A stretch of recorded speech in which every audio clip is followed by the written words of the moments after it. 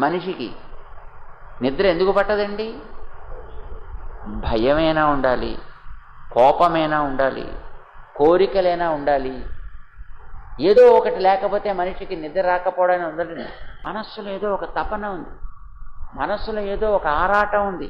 అది అవుతుందో అవ్వదో, ఇలా అవుతుందో, ఇలా అయిపోతుందో ఏమిటో, ఇదొచ్చి మీద పడిపోతుందో ఏమిటో, అప్పులాళ్ళు వచ్చి పట్టుకుంటాడో ఏమిటో, మరొకడు వచ్చి ఇంకోటి ఏదో చేస్తాడో ఏమిటో. దానివల్ల కదా మనిషికి నిద్ర పట్టకపోవడం అనేది.